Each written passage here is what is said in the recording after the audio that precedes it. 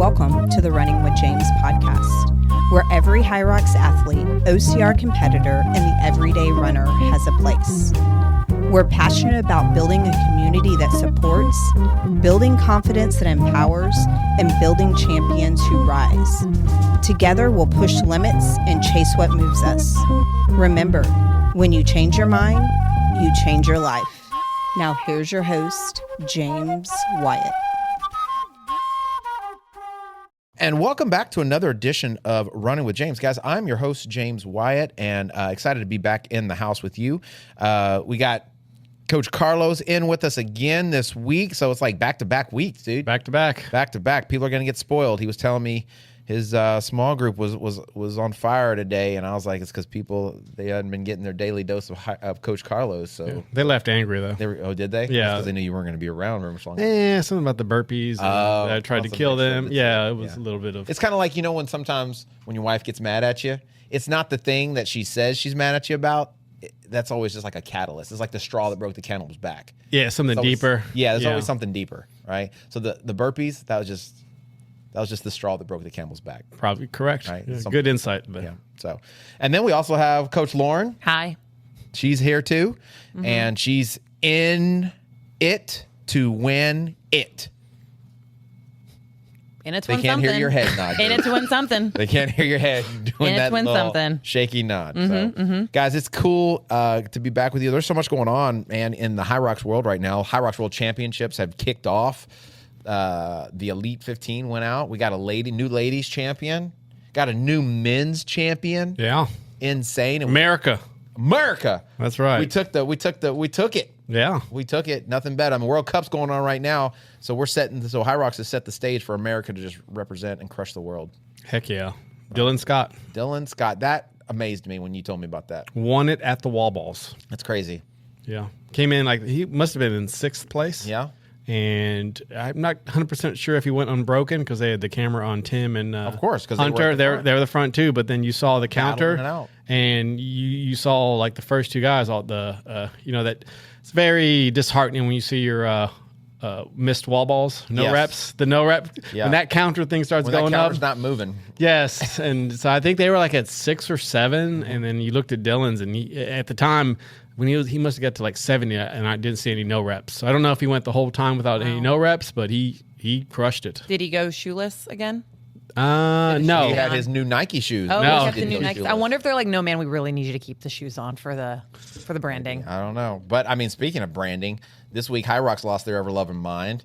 And they're like, no, nobody can promote our product that's not wearing our stuff. The LSKD thing? It wasn't just LSKD. They sent out like official letters to Nike, to Adidas, to everybody else. Because like Adidas had they had a whole hotel. They called it the Hybrid Hotel. That's a bold move. It's a stupid move. It's a real, and I don't mean bold in a good way. That's a I'm sure it has choice. something to do with Puma. I'm sure Puma, maybe they're putting pressure on them. I'm assuming because I don't know if you guys remember, but if you ever paid attention, but like when Reebok blew up when they became the sponsors of CrossFit. Like Reebok has like not existed. They've been like MIA, right? I didn't even know Reebok was the official brand. At one time they were. Okay. They were sponsoring and they were blowing up, right? And then everybody else started getting into the CrossFit space. And then I think at one of the CrossFit games, they were like, nobody can wear anything but the Reebok product. Yeah. And then like Reebok crashed, CrossFit started going down. So I just don't. I mean, part of the thing is the community, and it's not specific to. They haven't been a Puma brand like for long enough. Well, not even forget long enough. Like exclusively, they've had whoever pays them. They had Virus. They had Virus. They had Pumas in the beginning. They had somebody else. 10,000. 10,000. Oh, 10,000 briefly. Yeah. Right. So I mean, like they haven't been exclusive with anybody. So. I mean, it is. I mean, I guess I didn't see the email. The only reason I heard about it was because of the LSKD thing. Mm-hmm. And so I wasn't sure if that was like, they're obviously saying these other brands can't post their athletes wearing their stuff at a HYROX. But I mean, you're still going to have like everybody else is like wearing Nike, posting Nike stuff at a HYROX. So how do you manage that? I don't think it's legal, number one. But number two, I don't think you can manage it. As long as they're not saying we are a HYROX provider or a HYROX shoe, then like, I don't understand legally how they have a stance. And then that's marketing. I don't get it. That's it's all free marketing them, yeah. If Nike is showing somebody winning the world championship wearing their shoe, Well, the more companies that are making products specifically for your sport, it just legitimizes your sport. And they're not going to make it if they can't promote it. That's stupid. I mean, I wonder if this is something that they'll get so much pushback from very quickly that they'll have to like retract the statement. I don't know. Because that seems like a really good way to tick a lot of people off. Like it's not like it was in the rule book. It's just like they just announced it like this week for the HYROX World Championships. Yeah, I think you said Puma probably gave some pushback or something. What I'm assuming. Yeah, because they got all these HYROX specific shoes, right? HYROX branding. They're selling plenty of product. Yeah, Puma was like they were like in the freaking red. Now all of a sudden they're profitable. Like, calm down, people. There's enough for everybody to go around. Yeah. Jeez. I don't know. I might take a letter from Puma and HYROX. I'd be like, no people from no other gyms are allowed. No more. Don't post. I don't want to post anything outside the gym. Unless you're wearing my BC Unless you're wearing shorts. a BC Fitness short and shirt and hat. Okay. And since we don't have shoes, it's okay. You can wear Nike. Perfect. Not yet. Oh my God. I don't get it. I don't understand it. So, but I mean, I do understand like wanting to protect your branding and wanting to protect your sponsors, right? But there's like a limit to that, I would think.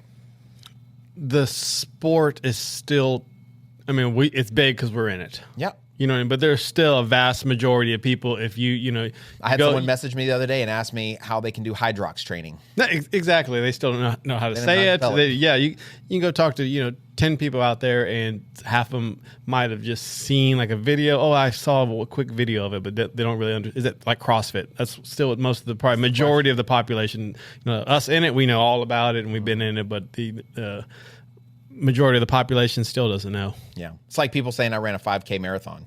Yes. That's kind of where it's at right now. Yes. Right? It's well known enough that people have heard about it, but they don't really know.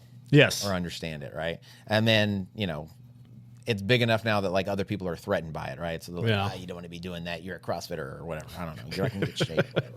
So yes. It's just how it is. It's the name of the game. So, but I also saw that all the world champion podium people are going to get sponsored by Puma. Did you see that?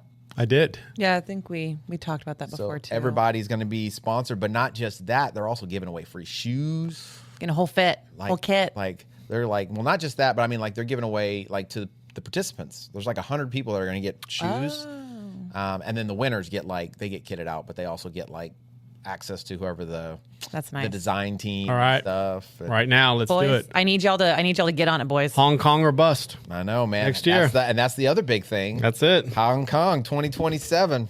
Konnichiwa. I think that's Japan, bro. That's definitely Japanese. It's Asia. HYROX Asia. Yeah. So that could be cool. I would definitely go to Hong Kong. That'd be fun. I don't know. I mean, if I qualify, I'm going to go, but I don't know if I'd be excited about going to like Hong Kong. Really? I've been once. Yeah. I've Are you excited to go? It was more of a layover. I was there for a couple of days. Gotcha. Oh, you actually got to go out of the airport though? You have a few days? Yeah. That's the only time I was in. I never got to leave the airport. Was it a nice airport? It's a very large airport. It's a very nice airport. I can see that. They got a lot of people over there. Mm-hmm. So hopefully, war doesn't start or something while we're there. And that's always like a question I have when we fly overseas is where particular we're at any point in time. Never know these days. We Could break out Taiwan. Yeah. And like that'll be the week. Yeah. That'll be the week because 2027 is the year, man. That's what China said. 2027 is the year. They're going for it. They're grabbing all the chips. Yep. So got to get those chips. Hopefully they get some salsa with it too. I don't think anybody got that. No, that's stupid. So anyway, we're still big fans of HYROX. Still big fans of Puma. But sometimes I just think some things are just dumb. New training shoes coming out. Greedy. Yeah. Puma's got a new one. They got Adidas. a couple new ones. Yeah, Adidas. Adidas has one. That Adidas one looks nice.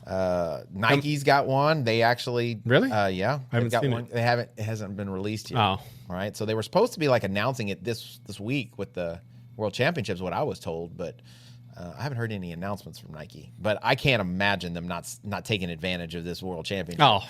Yeah. I'm sure their legal team's just trying to figure out how to do it right. Well, it's just like, you see people, advertise for the Super Bowl, but they can't. The big game sale. Right. So there's ways around it.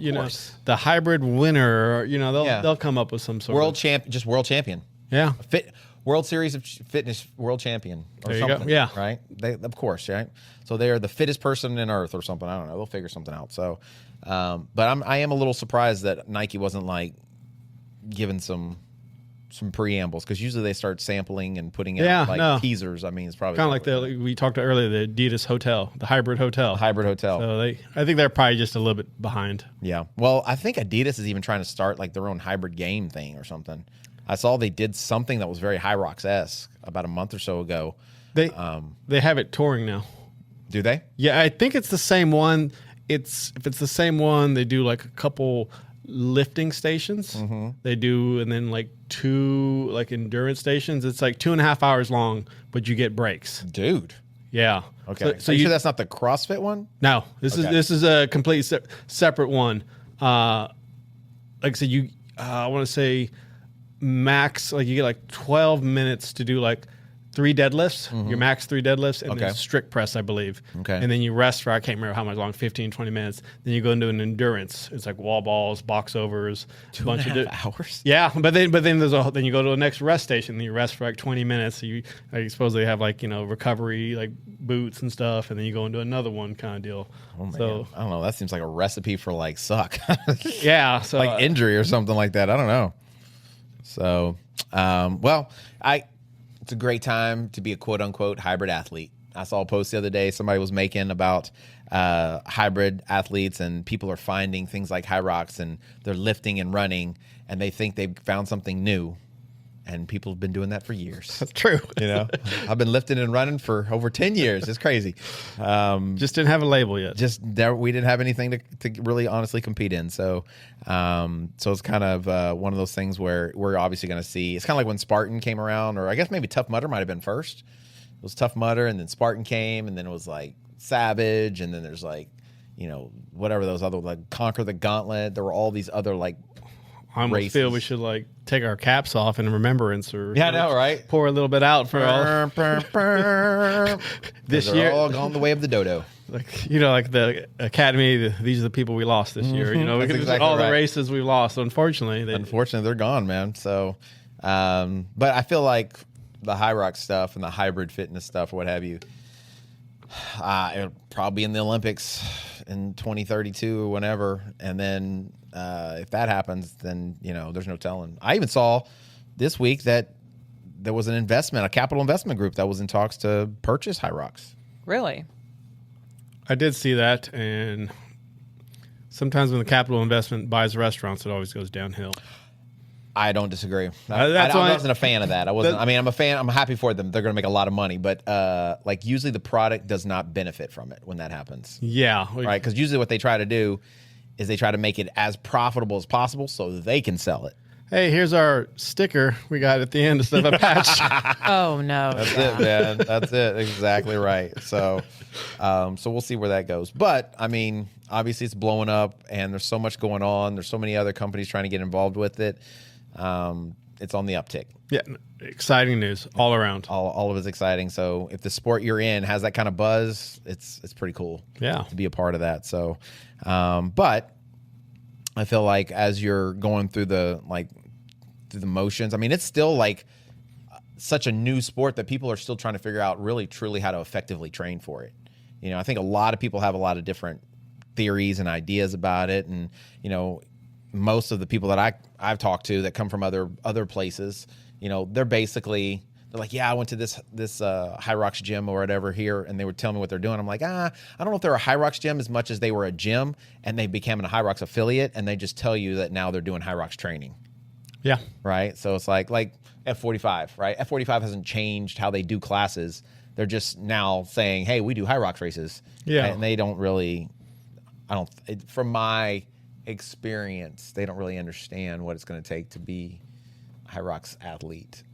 No, I would agree. Right. Which, I mean, they're corporate. They have a whole workouts they have to abide by. They're 45-minute classes, right? So they're not really set up, in my opinion, to be the type of place where you go to become an athlete.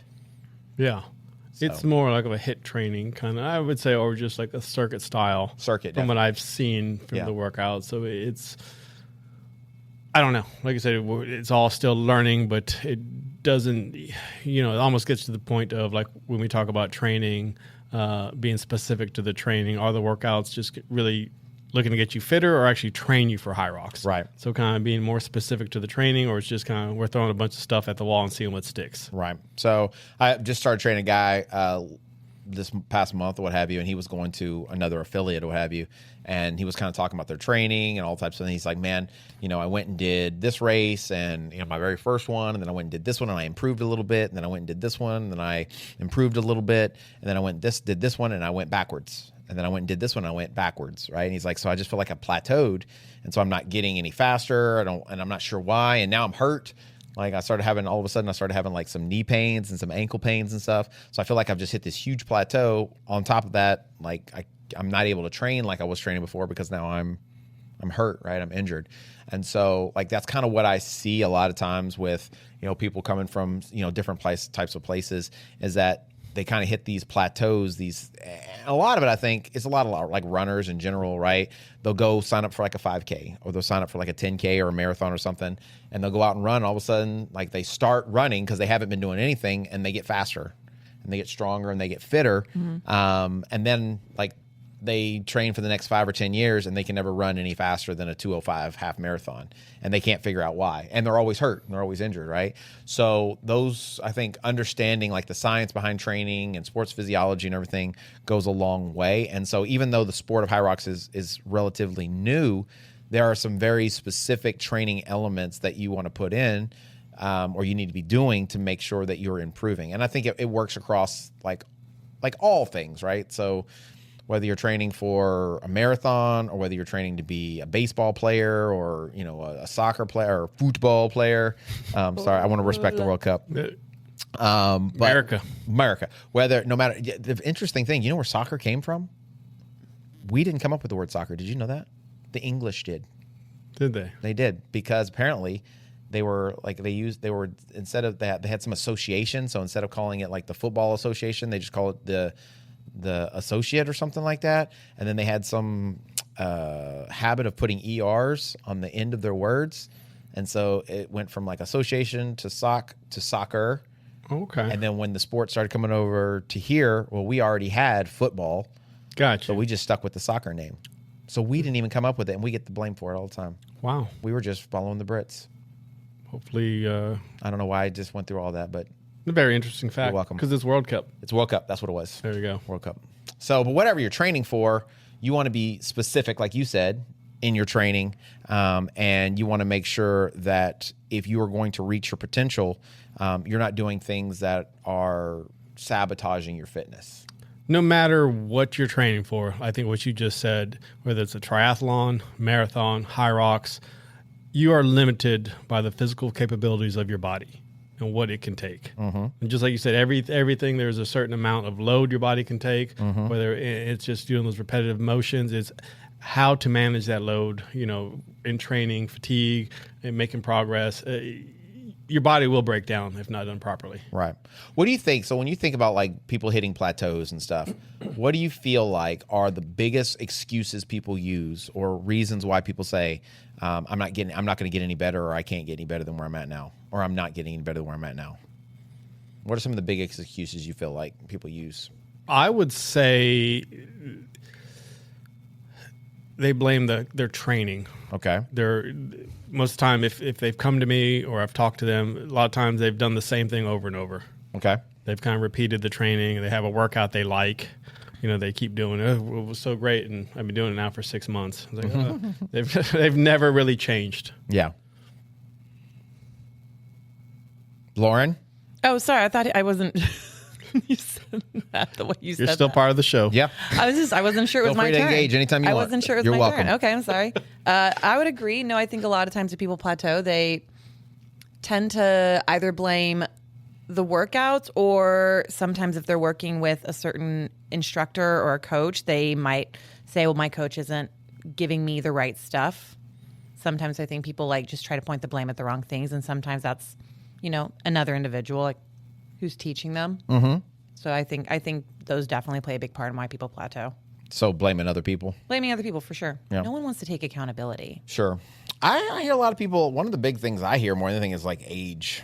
Like, oh, I'm just getting old, right? I'm just like older than I used to be. I'm not going to ever be as fast.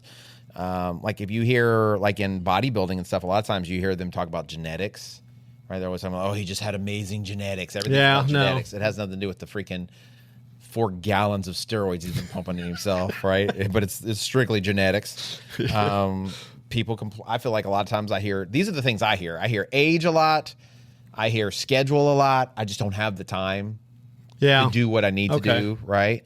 So, and I guess that can kind of be tied with like life circumstances as far as like, you know, work and kids, all the responsibilities that you have. So I feel like that's a lot of the blame as well is, you know, I mean, how many times have you had someone say, oh, I'm old. I know I'm not going to, almost every time I have someone that's over the age of 40 that comes in that I coach, they're like, yeah, I always ask them, I was like, what's your ultimate goal?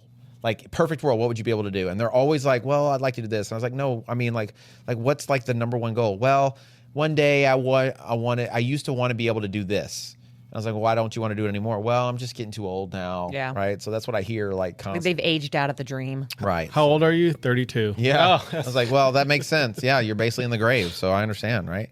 So, you know,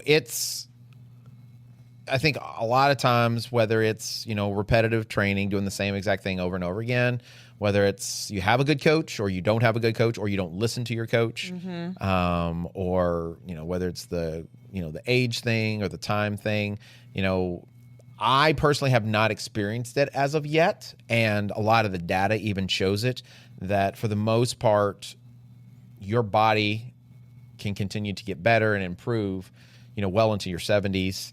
And it just has more to do with your training and your consistency and like how much time you're willing to invest into it, right? Yeah. So I think honestly, like those may be reasons, but I don't think they're viable reasons, right? I think they're not the reason why. Yeah. Right. I think really what it comes down to is that, you know, like a lot of times when people hit their plateaus, a lot of times I think it's because I think you kind of said they enjoy doing a workout. Yeah. Right. So like they're good at something. And so they keep working on the things they're good at. They don't want to go back to being like new at something or to like not feeling as strong. So they're always working on their strengths and never their weaknesses. And so they're not addressing the things that can make them better, right? So perfect example. I know an athlete that has been doing HYROX for a little while, and every time they go to do wall balls, they don't do very good on the wall balls, right? I don't want to say they fall apart, but they're not doing like as great as they could be, especially as long as they've been doing like HYROX. And so, you know, when you look at them though, one of their big weaknesses isn't strength. It's not like that they don't have like a strong engine, but when you watch them, they have like very low ankle mobility. They don't have great hip mobility. So a lot of times they're doing like a hip hinge, they're bending over. And so they just keep doing more wall balls and they keep doing heavy squats and stuff, but they're not improving their form overall and their actual mobility so that they can be more efficient and be faster on the wall balls. Probably even getting worse. Yeah, because the imbalance is getting worse, right? Because they're getting stronger in one aspect and the other's not being addressed, so it's probably getting weaker. Yeah. Right? So that's one reason why you either would go backwards or plateau, is because they're not addressing one of their weaknesses. Stay with us. We'll be right back. Looking to take your running to the next level? Whether you're just getting started or chasing the next PR, my dad, Coach James, and BC Fitness have you covered. Join our in-person or online run coaching. Plug into our free weekly run club and train alongside a community that's built different. From HYROX and OCR to daily group fitness classes at our Houston gym. This is where athletes are made. Come run with us, train with us, grow with us. Visit mybcfit.com and start building your best. I had an athlete very similar working with, and basically same thing. Coach, I don't do enough glutes. Yeah. The glutes are vanishing. vanishing. And I was like, well, could you co-sign on that? Did you agree? I did not. Oh, I really. It's like I wouldn't dare. No, I didn't even really acknowledge it. Okay, I just kind of glazed over it. But then I'm like, okay, what we need to work on is your mobility. Because remember that TRX day, and you're going halfway down and you decide to use a weight with it. I'd rather see you go full range of motion on a single leg versus, using a weight and going a quarter way down. Right. Because we want to address, you can build, stronger glutes with more range of motion. Was it stability, mobility? That's the foundation. That's one of the foundations. You can't have strength without that. Just like you said, the wall balls. If you don't have that mobility, how are you going to get better? Right. So I think I kind of go back to that whole Strava example we used to use about like the vanity runs. It's like the vanity stuff. It's like you're doing things for other people to see you to impress them, but you're not actually getting any better. Yeah. Right? You're max squatting, whatever, but you're not getting to depth and it's all quad dominant or something. Well, I would say that's especially true because I know some people who work out at other gyms, and for shame on them, and I tell them, but they work out with a bunch of people who are like big weight, bulky, hard stuff, like the sexy stuff. And that's exactly it. Like they're only hitting the stuff that they're really good at because they don't want to look less than in front of their buddies. They don't want to look like the weak one. They don't want to get like egged on or anything. So they're going to keep working the things they know they're good at because heaven forbid I work on mobility and I look less than in front of my crew. Yeah. Well, I think the key to any, like, if you're going to be good at anything, we had this past weekend, we had this kind of job fair thing going on. So it was like this college cohort that's going on. They have a group of people. They're kind of all part of the same college cohort. And so they study together, they encourage each other. And so we kind of had a job fair. We had some leaders come in and kind of they could ask questions and talk about it. And one of the business owners said something that really stood out to me.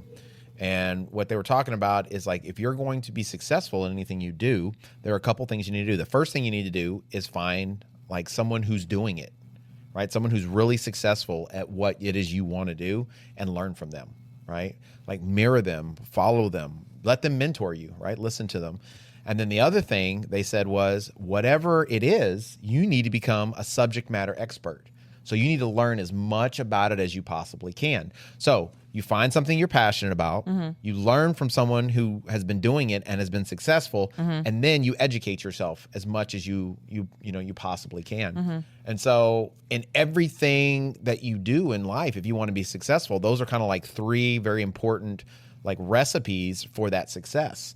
Well, if you talk about like getting better and getting stronger, well, I say us, I'm not in that category. Why am I saying that bull? I used to be, right? So a lot of people, what they do is they find somebody who's popular on Instagram or on YouTube, not somebody who's really great at it, but someone who's popular. And then they pick and choose what they like that they're doing, and they do parts of it. And then usually it's wrapped around the things that they're good at already. So they feel better about themselves, and that whole vanity aspect can come into it, rather than if you take something that's a weakness and you turn it into a strength. Well, now you no longer have any weaknesses. You just have a lot of strengths, right? And if you take a weakness and you strengthen it, mobility, right? If you use that, one of the 5 pillars of fitness, I believe, if you work on that mobility, well, now all of a sudden you can engage more muscle groups. And now not only are you more efficient, but now you're even stronger, and you can probably lift even more weight. Yeah, finding that kind of weakness. I literally had a runner, and she'd been complaining about knee issues. And finally, like, she sent me her runs, and I hadn't seen her cadence. And finally, I saw her cadence, and she was like in the low, like 150s. And I was like, yes. She's like, what do you mean, yes? Like, there we go. Yeah, there's one reason right there. Let's just up that cadence and see how it feels. And literally the last 2 weeks, she's like, I've been running without knee pain. Yeah. Now that's so you find a weakness. And I was excited. She was like kind of curious why I was excited, but there is a glaring like thing we can work on and see if that helps. Yeah. Versus running's bad for you. We can't run. Right. Well, I think another reason too why a lot of times people will plateau is, or at least one of the things I hear a lot about, is like there's no intentionality when they're training. So there's no like specificity. It's more like they're just completing workouts, right? They're accumulating volume. I was talking to a new athlete the other day, and this was our second meeting, right? So it was after the first training block. Okay. And they're like, yeah, man, I've been doing so good. It's like, but I felt so good. I've been working out a lot more. So I've been doing a lot more strength training. I'm like, okay. He's like, well, so that's why my knee's been bothering me. I'm like, what? Your knee's been bothering you? He didn't tell me his knee's bothering me. I didn't even know, right? For a week. And he's like, yeah, whatever. So I just went too hard. I was like, well, how often have you been working out? About 7 days a week. I was like, were you doing that beforehand? He's like, no, but I've just been feeling so good. So I tried to max out the last couple of days. I'm like, okay. Okay. That's so what we've done with our training to become a better runner is we're being intentional. So we create a plan, we're following the plan. We've got a specific target for each run. We have a goal and an assignment. So you should probably take that and implement it into your strength training. And more than likely, it'll not only help you get stronger, but it'll also keep you from getting injured, which means you can be consistent. Because if you can't stay consistent, you're not going to get any better. You're not going to get any stronger. And he's like, oh, yeah, man, I'm just lazy. I don't want to do all that. I don't want to write anything down. I'm like, well, can't help with that. We've talked about this, and actually I can help with that because I'm coaching him. So if he'll actually follow the plan that I've given him. If he doesn't actually apply it on his own side. Correct, right. That's something he has to do. Right. So he has to actually follow the plan that's been created for him. So I think that happens a lot too as people end up plateauing or hitting a certain level because there's no intentionality in what they're doing. It's just kind of like random, throw stuff at the chalkboard and hope something works out. Talked to a guy today actually, and I hadn't seen him in a while, and I kind of followed him on Instagram, and he'd been running a crap ton. Like all of a sudden he ran to do 40 miles this week, doing 60 miles next week. Yeah. And you watch that from a distance, and I'm not coaching him, and I was like, ugh. And I was like, man, I didn't see you in a while, and because yes, I was injured. And he's like, man, I ran a half marathon, then marathon, and just kind of the gains were coming. And he was just, I didn't know when to stop. And so basically, I can't remember exactly what he said, but they basically told him he couldn't run for like 4 months. 4 months? Yes. Did he get a stress fracture or something? It was something, his knee, some bruising, That's internal. So yeah, it was like 3 to 4 months. So, wow. And so then I was talking to him today, and I was just kind of explaining something, about the intentionality of what we're basically talking about.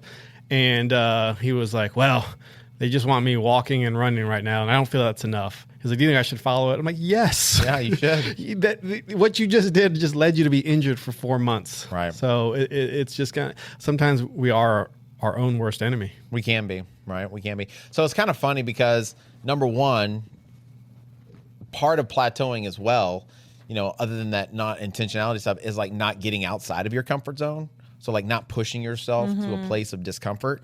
But what I find is that's really crazy to me is that people are constantly out of their comfort zone, but they're in their comfort zone. Does that make sense? Like they're training hard enough that it feels kind of challenging, Sure. but it's not actually hard enough that it's like really challenging. And so most of everything they do, they're beat up and tired and they get injured because they're training just a little too hard. Stay with us. We'll be right back.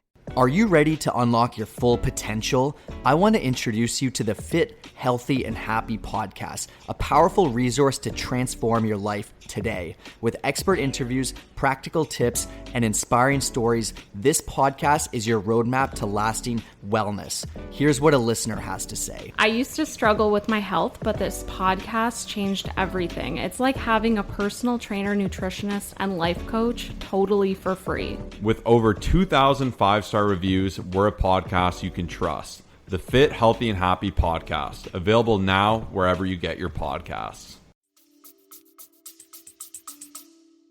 But I think just what you said, when you finally kind of, and maybe just sometimes you finally get them to kind of buy in a little bit, and they start feeling better, and then they go right back to kind of old habits, the old habits of just like you said. I feel good. I feel.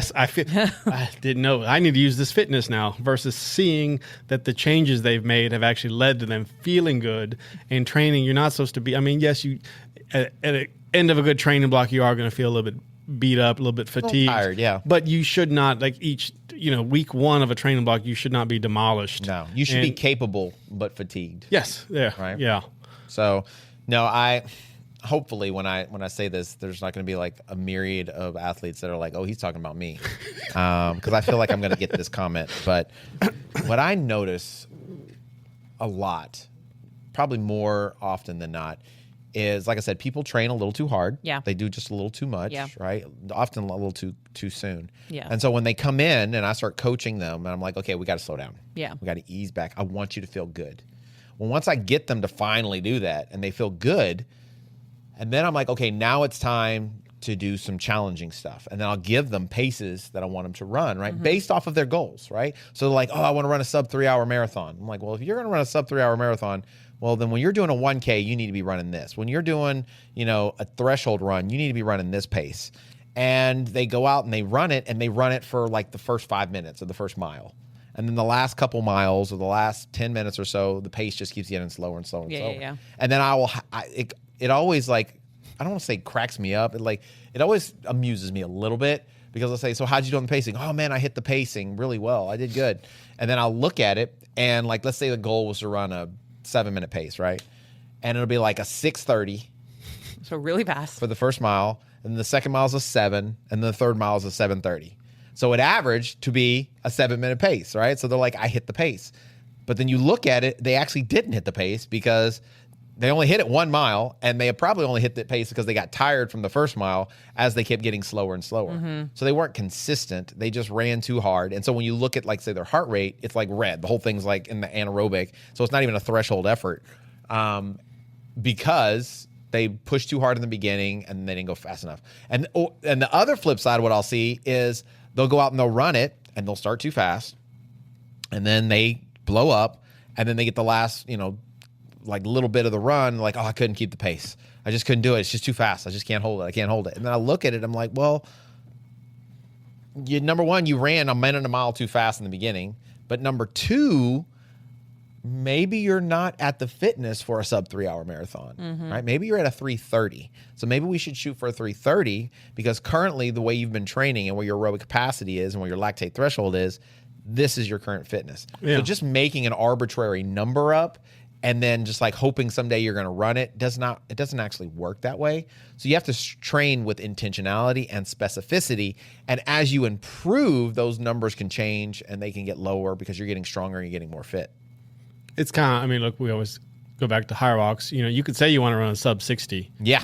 Of course. That's my goal. So, but we would all love that. But until you, like you said, until you break an hour and a half, an hour 20, there are steps to it. Unless you're just, you have the, already fitness capacity going into it. It's going to be, like I said, an eye opener. How are you going to get there? Yeah. Well, here's a good test. All my would-be HYROXers out there, you haven't done a HYROX race yet and you're looking to go sub 60, go out and run just 5. Just try to go out and run 5 1-kilometer repeats. So run a 1K, so it's 0.62 miles, and then take a break of about 2 minutes, okay? Then do it again. Then take a break of 2 minutes. Then do it again. Take a break of 2 minutes. And if you are unable to run those 1Ks in under 4 minutes, so 350 to 4 minutes, you are not running a sub 60. No. Pro tip. Yeah. Bottom line. And you haven't even touched sleds. And you haven't touched any weight. We haven't even got any and you've only of that. done 5, not 8. Yeah. You've done 5, okay? If you can do it, then maybe, depending on how you feel, how your heart rate was, right? Then maybe you might be in like the range of sniffing it in the doubles. Yeah. In the doubles competition. Not as a solo, but in the doubles. Maybe. Okay? So those it's not saying that like you have to be that fast, but if you want to run that speed, if you want to run a sub 60, like you're going to have to be under 4-minute laps. Bottom line. But I can push a sled really fast, Coach. Yeah. I don't care how. Unless you can push a sled in under 30 seconds and you can pull the sled in under 30 seconds. So I think I looked at it, the average HYROX time is right around 80 minutes, 85 minutes. Okay. So you're talking an hour and 25 minutes. So about an hour and a half. Okay. That's the average time. The average workout time is about 30 minutes. So most of it is what? Running. Right? So 50-something minutes of that is running. So if you are running for 50 minutes, well, if you take a 10K and break that down into 50 to 55 minutes or something like that. 9-something mile? Yeah. So you're talking about 8 to 9 minute mile. Yeah. Okay. Well, if you're trying to get down to where you're sub 60, okay. A lot of time. Well, number one, you're going to have to get faster on those workouts. It's going to be faster than 30 minutes. Okay. The fastest workouts I've ever done was as a doubles partner and we did pro, and I think our total workout time was about 23, 24 minutes. Okay. So that's 23, 24 minutes of actual, like, doing the workouts with a buddy, right? That meant the running time had to be, if we were going to match it, right? The running time had to be under 35 minutes or something like that to be sub 60. Okay. Well, if you're running sub 34, 35, that's 4-minute laps. Yeah. Okay. So to be able to run the 4-minute laps and do a 24-minute workout, you are freaking moving and you are a monster. Okay. So throwing out arbitrary numbers doesn't help, right? So there's tests you can do, and you have to be very intentional about it, and just saying, I'm going to do it, and then going out and just doing random workouts and like, oh, yeah, I can push a sled. Stacking the sled as heavy as you can go. Yeah, that means absolutely nothing. In fact, the top 3 stations that make the biggest difference in a race, what would you think they were for HYROX? I would say burpees. Yep, I'd say burpees. Lunges and wall balls. That's it. Those 3. Literally going to say the exact Those 3 are the ones that have the biggest discrepancies between the best of the best and the not as fast. Because they just they destroy your energy. Totally destroy you. Yep. And the lunges and the wall balls are at the end, right? So you're cooked. Even the fastest and the slowest sled push is usually somewhere between 1.5 minutes to like 3 minutes. That's not that much time.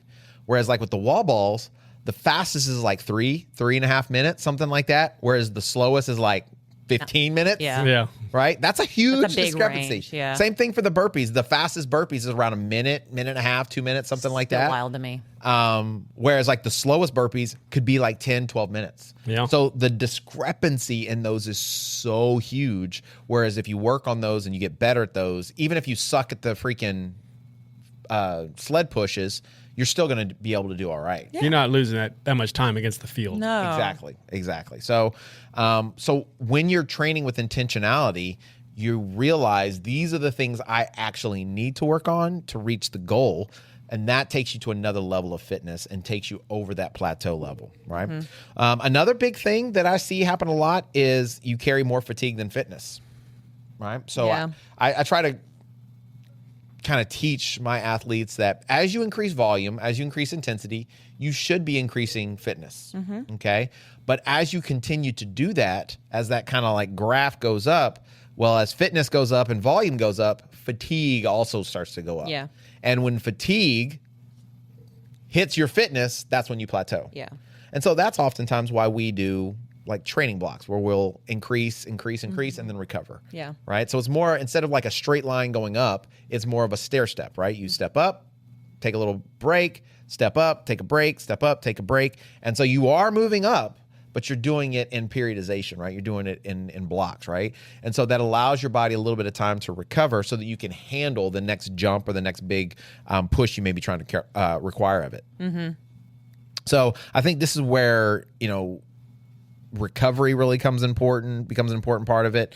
Poor sleep. I mean, how many people, Lauren, perfect example. You coach some people. How many people do you coach that like they go to bed at like 9 o'clock and get up at 6 o'clock? How many people do I coach? I would say most of the people I train actually get up pretty well. She gets up not to train early, but she gets up because of work early. But I'd say most of the people I train are in bed pretty responsible times. So they're getting 8 hours. They're of getting sleep? their 8. They take their sleep seriously. Okay. They're better than me. Oh, okay. So you're saying you don't take your sleep seriously? I do. I don't sleep well. No. So what about you, Carlos? I think half of them at least are trying to get their sleep in. Yeah. It's a constant battle. It's, I hear it all the time, trying to get my sleep. I actually spoke to a lady today. She was actually moving her workouts earlier because she was working out later and it was affecting her sleep. Like she couldn't get to sleep? Yes. Yeah. So I was like, no, that's smart. If you can work out earlier, definitely work out earlier. So it's, even with myself, when I switch from nights to days, it's always kind of my other work schedule. It is a battle, trying to get that sleep in. And I can tell, when that body reaches that point of I'm not sleeping, say I only get 5 or 6 hours for a few days, by that third or fourth day, I am feeling it if I've been working out and working, and then I'll just have to, do easy bike day, and then I'll be right in bed, 9 o'clock, tucked in. I was like, that's it. My body needs tucked in, and that's it. It's not far from blankets right here, and I'm out. Nice. So obviously sleep is a big thing because that's where most of your recovery is going to come from. Stress can be another huge one. That can be a big one. When you've got stress, I mean, that obviously releases additional cortisol, raises your cortisol levels. And so that can affect not only your sleep, but it can affect your overall fitness level because fatigue is increased, right?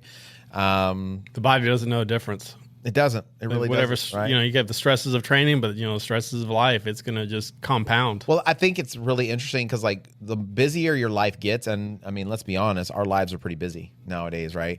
And so what I find, and this isn't like targeted at any particular group in this room or online, I just find like in generalities, I find we get really busy and we're getting busy with stuff that's not really that important. Like it's just just filler almost. I'd agree. And so we're constantly just jumping around with all this busyness, busy.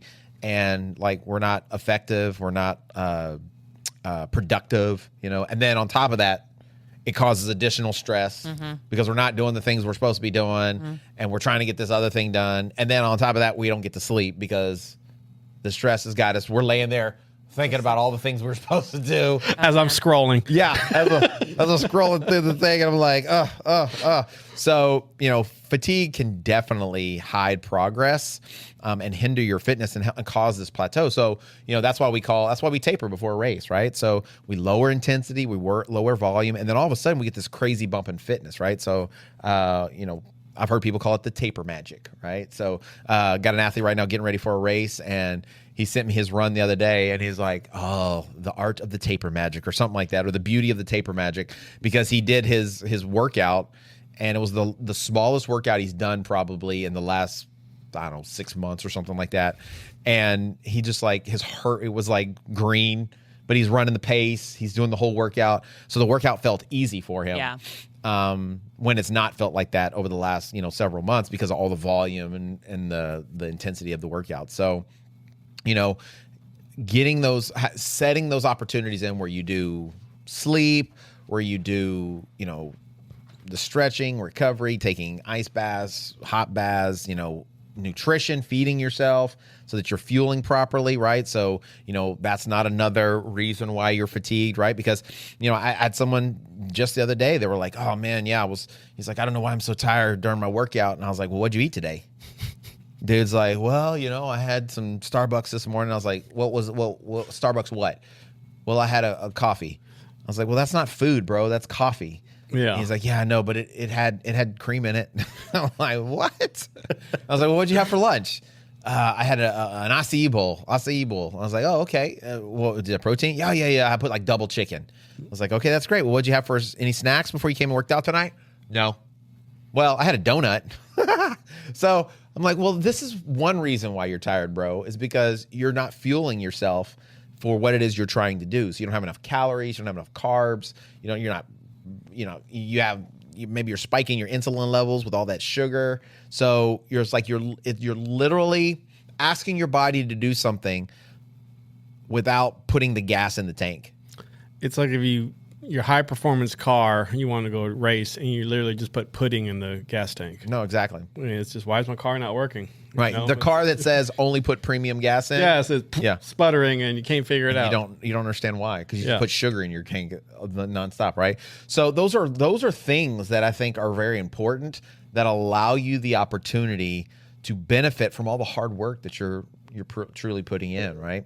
So, I think Lauren had kind of mentioned this a little bit ago, but the blaming the coach, right? So, one of the things that I was trying to, let me ask this question. Do you guys ever struggle with trying to explain why you do a certain thing with one of your athletes or what so try to convince them to do it? Oh, I mean, absolutely all the time. Easy runs. It's too slow. This 10:50 pace, that's the slowest I can go. Well, your heart rate's at 186. So I will literally... You're going any slower than me walking. I was like, well, technically, no. Here is... And I'm not like, I'm faster than you. No, not everyone. And here is my last run. I did 5 miles or 4 miles, heart rate 119. My pace was like 13:30 mile. Yeah. I don't care. Yeah. It was an easy run. It was probably You can run at a 13-minute pace. Yeah. It's crazy. It's crazy. I was just, worked on my cadence and just, I think it was after a hard day too. So I needed to run that slow. I needed my body to recover. It wasn't about that run. It was about what happened the day before and what's happening the next day. Yeah. What about you, Lauren? Yeah, I've definitely had that with a couple of my clients. One of them, she was kind of hard to believe me at the beginning when I would tell her, like, she did the same thing, like, oh, if I go any slower, I'm going to be walking. And I was like, well, that's a perfect time to practice, like, your stride and your cadence. So just slow it down. And she's finally coming around. Like, she's starting to see it. She's feeling better. Her knees aren't bothering her anymore. But I have a new client who came to me, and she's, like, doing 6-7 days a week, sometimes twice a day, and said the same thing. If I go any slower, I'll walk. And then when I gave her, starting like real beginner on the run, so giving her like a 1.5 mile, and she was like, even at like this pace, I still can't get my heart rate down. And I asked her, what all have you done this week? Sure enough, she'd done like 5 days, sometimes 2 days. It's like, well, I think your body's trying to tell you something. Sure. And I think she's finally kind of starting to hear me out a little bit, but it's definitely taken, it's I can tell that sometimes she doesn't want to believe what I'm telling her. Yeah. Well, so the reason I asked that question is because I find one of the other reasons why people kind of hit that plateau is they kind of they get to a place where they're not very coachable. Right? They're not willing to take advice and learn from someone else.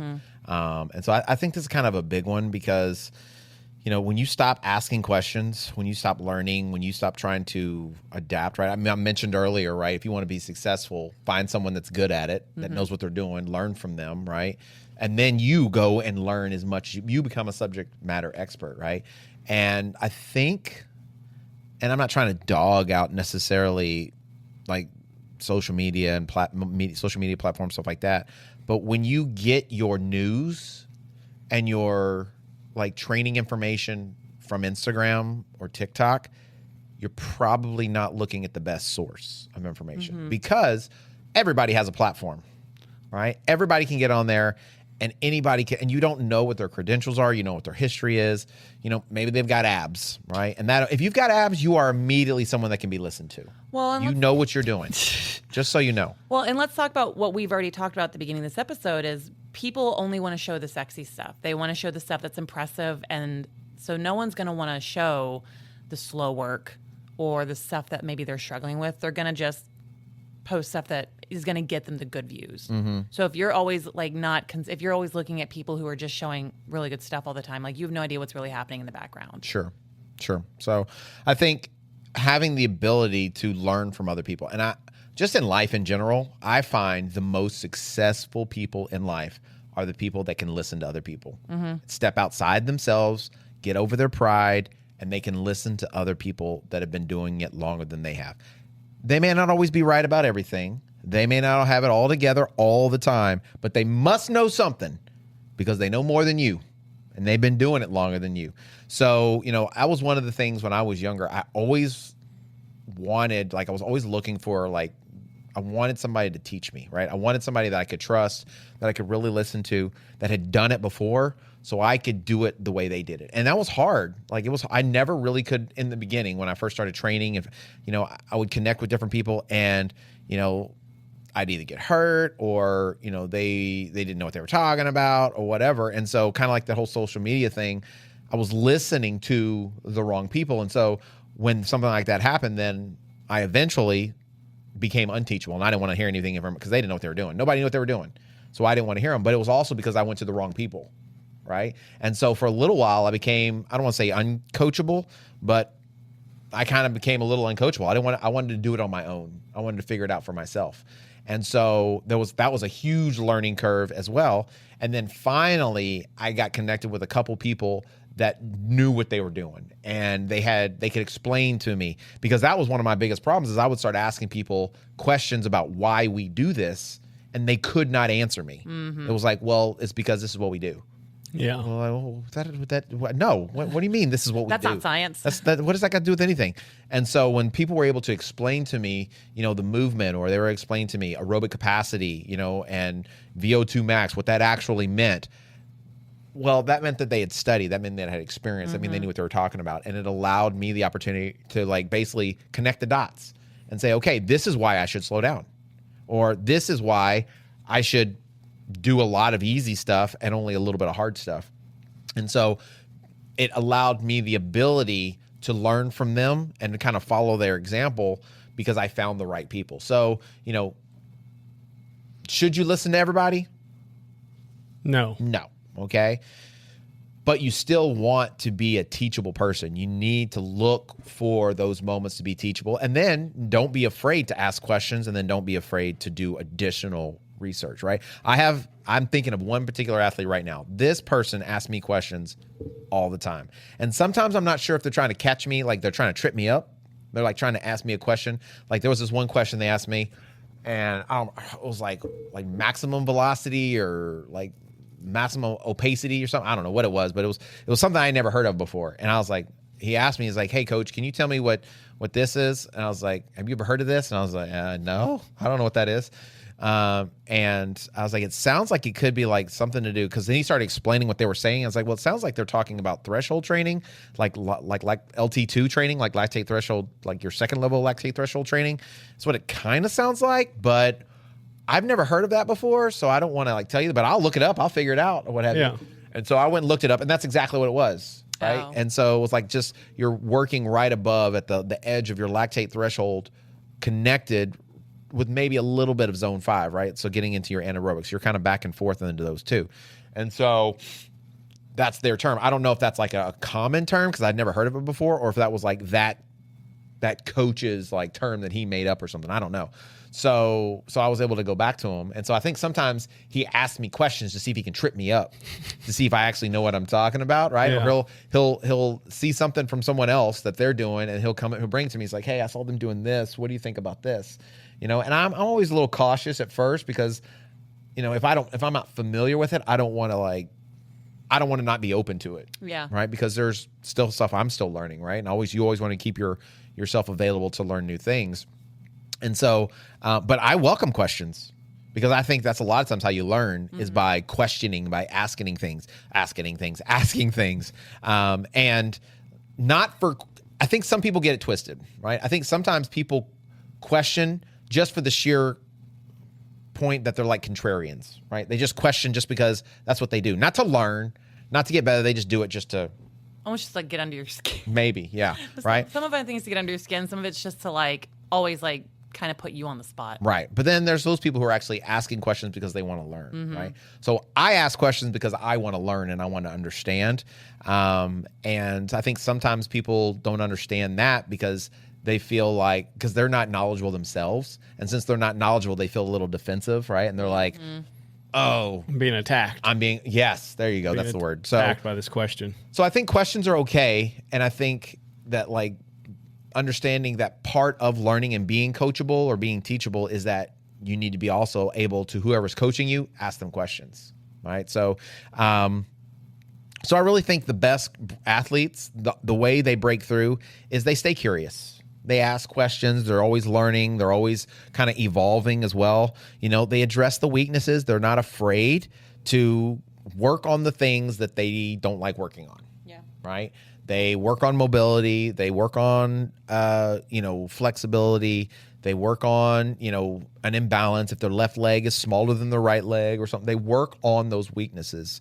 They train intentionally, like in phases. They do specificity, right? So, whether it's like we talked about a few weeks ago with the off-season blueprint, right? You assess, you take a look at what it is that you did, and then you say, okay, how can I make it better? What can I do, right? So that's really what the Performance Lab is all about, is that you're taking a very systematic approach to your training. You're constantly, refining. You're always assessing and looking, how can I improve upon what I did before? Because, real growth requires consistent progression. Right. So I think making sure that you always remain a student, right? The best athletes are never going to think they've ever finished. Right. So like the athletes I have, the best ones I have, they hit a goal and like before the night is over, they have another goal. You know, they have another thing that they want to, like, oh man, coach, that was awesome. That was great. All right, now here's what I want to do, right? So they're always like moving to the next step, right?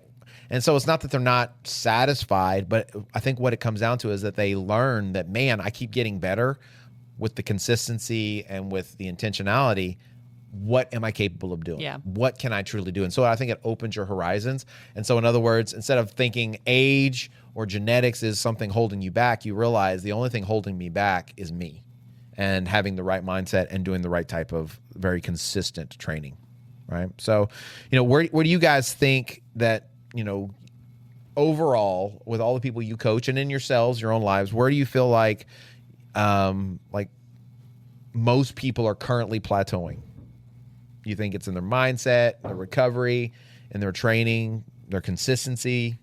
What? I'm going to lean towards recovery. Yeah. Kind of what we talked about, all the little things of like, if I'm going to kind of lump in sleep, nutrition, and kind of all that into one, like recovery. Kind of, I think that's the part a lot of people are missing. They'll do the workouts, but then really are not getting the recovery, the sleep in. And it's just kind of not getting the full results or able to train like they should be. Right. So like you said earlier, not feeling properly and not sleep is just a recipe of, you can plan the best workout, plan it, but if you're not doing that, you're in trouble for your training block. Yeah. Yeah. What about you? I would also agree with recovery. I think that's a really big one. I think it seems very slow paced, and I think it seems like the tedious work that nobody really wants to do. So it's very easy to write it off and not do it. I think the other one is mindset, kind of leaning more into like burnout. I think sometimes people get just so overwhelmed with like maybe other things that are happening in their life, and I think I can definitely fall into this category that you just, going back to what you said, you're filling your day with so many things that you're not prioritizing things correctly. So I think that can lead to like burnout, which can lead to plateauing because you're not prioritizing what needs to be prioritized. And training falls into that. So are you saying like, because I think some people, training is a high priority. Yeah, right? I think it's like, well, so when you hear people who are like, oh, life's just been really busy, that's why I haven't been in here lately, but I still want to run that like PR. Gotcha. That kind of thing. Yeah.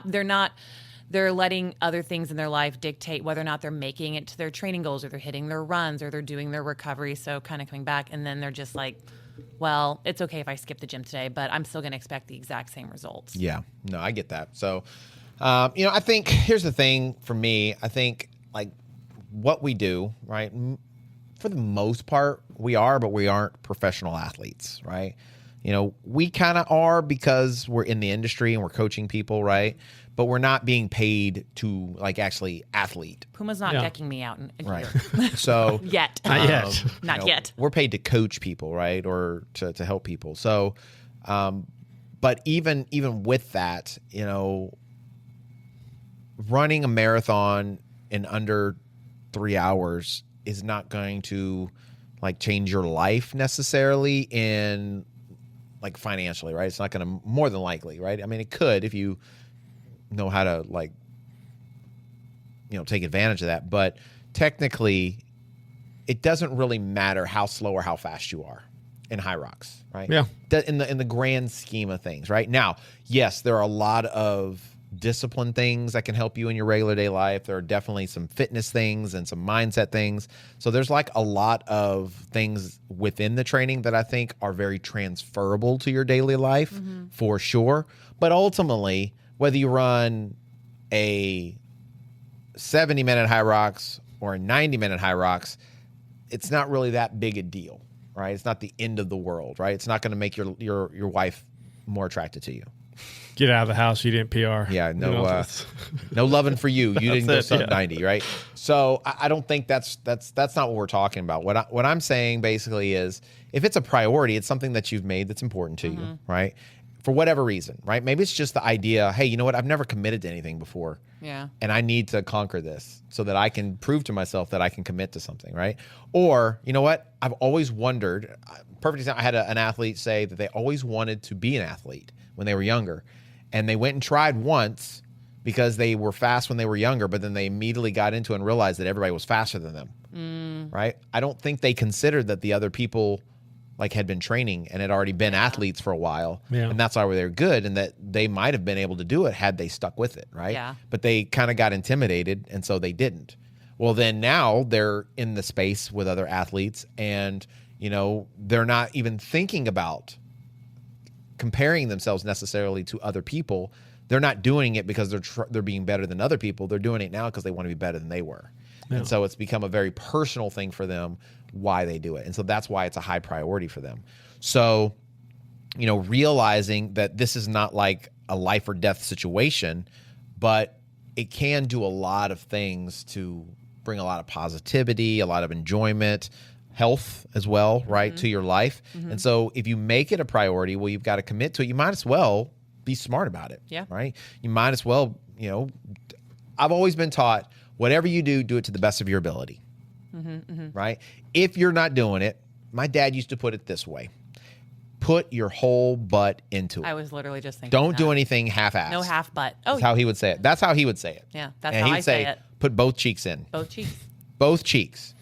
And all butt or no butt. So, like, to me, if you're gonna do it, you might as well just go ahead and put the effort into it, right? Because if you don't, you're gonna be if you don't put your full effort into it, and you have, like Lauren said, this expectation of greatness, and then you don't get the great, you're gonna be all disappointed all the time. And I'm like, and so that's the frustrating thing to me is like when you're coaching people, and you see the potential they have, but they don't commit.